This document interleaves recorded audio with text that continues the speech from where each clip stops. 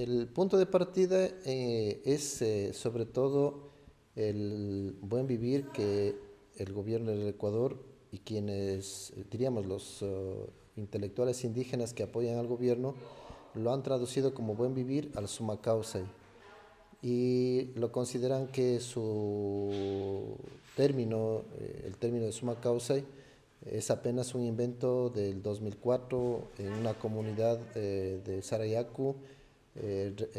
realizado por un dirigente de dicha comunidad. Sarayaku está en la Amazonía. Entonces, a partir de eso, en cambio, yo soy quichua de la sierra y en ese sentido, pues toda mi vida he sido parte cotidiano, diría, de la vida que llevamos y siempre está relacionado con este Ali Kausai. El Ali Kausai es lo cotidiano, lo normal, la vida que se lleva en la comunidad y que tiene mucha relación con las actividades normales, pero que tienen significado en la relación con la familia, en la relación con los demás, la comunidad y también con la naturaleza, y bueno, incluso con los espíritus o seres que están en la naturaleza. Esta relación siempre se la expresa, por ejemplo, con Ali Kausai. Incluso para saludar nosotros decimos Imanaya Kangi y Aliya Chukangi, siempre refiriéndose si está bien, ¿no es cierto? Pero es esta relación con los demás, aunque no es solo la relación, sino también un estado de la persona en relación con las demás personas. Y Ali Kausai, entonces sería algo práctico. Mientras que summa causa, mirado en los textos que yo he encontrado en el proceso del movimiento indígena del Ecuador, de las organizaciones indígenas, en sus periódicos, en sus documentos de difusión, incluso en algunas cartillas, textos de alfabetización en quichua, he encontrado el summa causa como una esperanza o como un horizonte de vida. Y eso hace pensar mucho sobre la la proyección hacia el futuro, ¿no?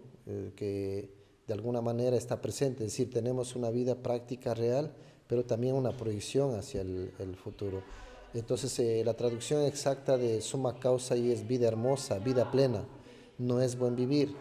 Y ahí yo lo considero que buen vivir más bien es un uso del término de summa causa y traducido a buen vivir, que está mal traducido, un uso estratégico del gobierno como política o parte de su política para establecer o más que establecer para buscar una relación con el movimiento indígena y pensar que esa puede ser una ligación que a largo plazo, pero nosotros al menos estamos mirando ahora que si no existen políticas claras en esta dirección, no habría nada, ¿no es cierto? Ahora, en la parte económica, siempre que hago relación a, bueno, primero cuando hablo de Ali Kausai,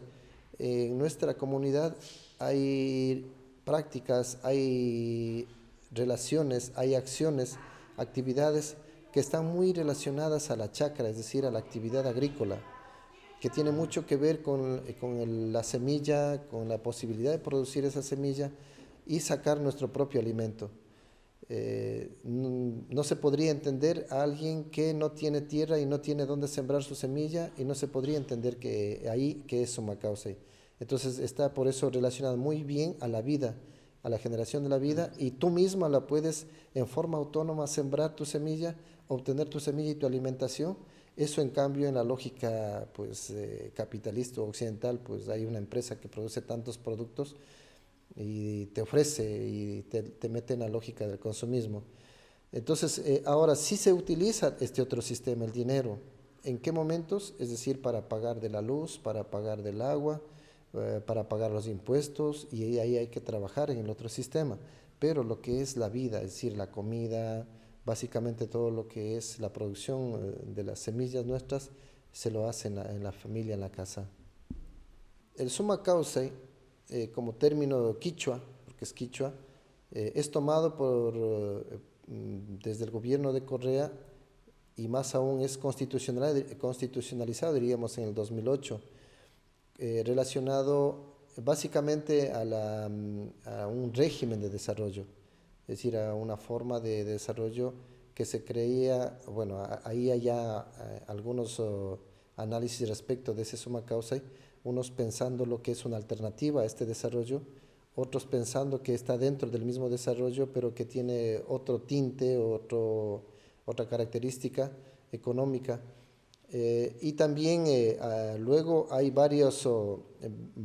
análisis respecto de una posición ambientalista, ¿no? Es decir, la defensa del Yasuní, que es un ejemplo claro en el Ecuador,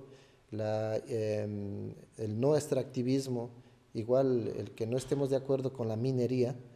genera este tipo de concepto ambientalista, es decir,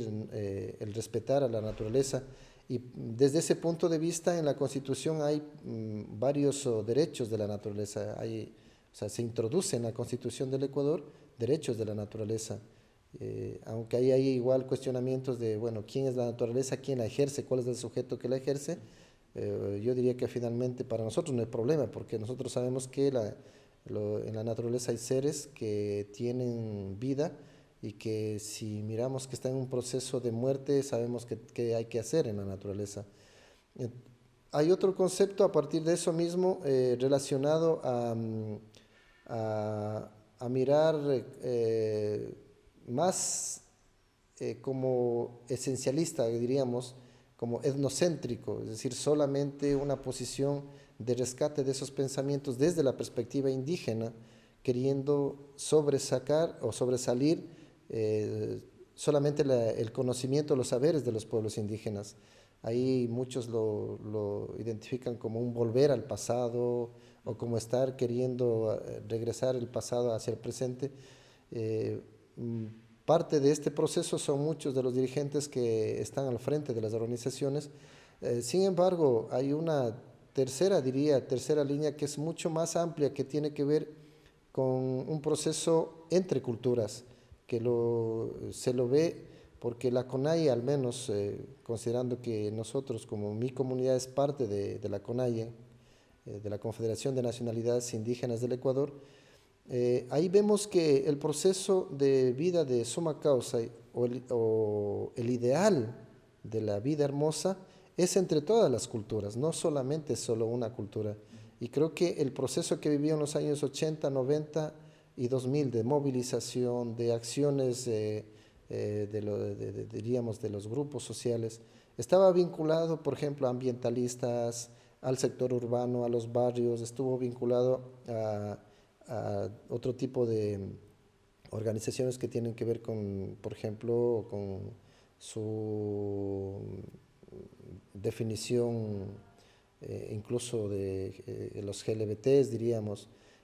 grupos que tenían otro tipo de luchas sindicales, obreros, estaban vinculados, y la CONAIE se convirtió en un centro, en un espacio de debate de toda esta búsqueda de que no solamente corresponde a los pueblos indígenas el plantear o el buscar o el anhelar la vida hermosa, sino es una construcción colectiva de todo el Ecuador. Y ahí es cuando se plantea a la Constitución del Ecuador, a la sociedad ecuatoriana, una sociedad intercultural y un Estado plurinacional,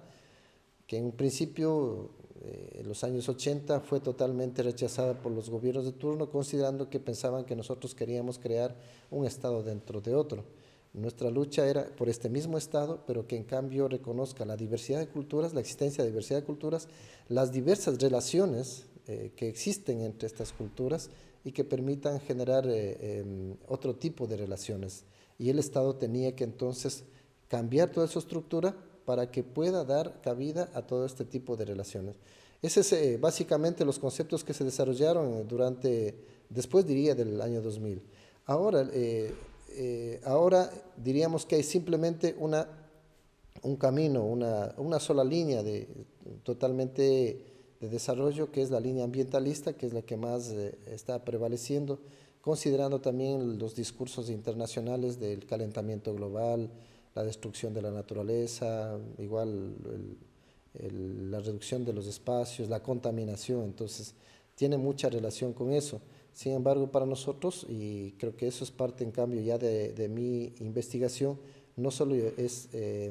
eso, no solo eso, la cuestión ambiental, sino también las relaciones que se establece con los demás seres, con las demás culturas, por un lado, incluso con uno mismo,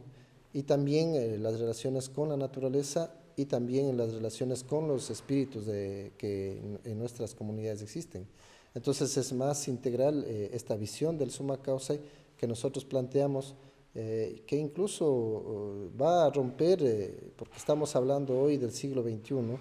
va a romper con esa lógica de creer que estamos queriendo regresar hacia el pasado o queriendo traer el pasado hacia el presente, que es una cosa totalmente distinta. Pues nosotros estamos aquí, nuestra intención es seguir discutiendo hasta dónde es posible que nosotros, bueno, no es que todos los seres humanos, pero hasta dónde es posible que las empresas sigan destruyendo y debe haber un pare. Es hora de ir mirando que si seguimos en este ritmo de destrucción de la naturaleza, pues la única tierra va a desaparecer o va a terminar, y eso es nuestra preocupación.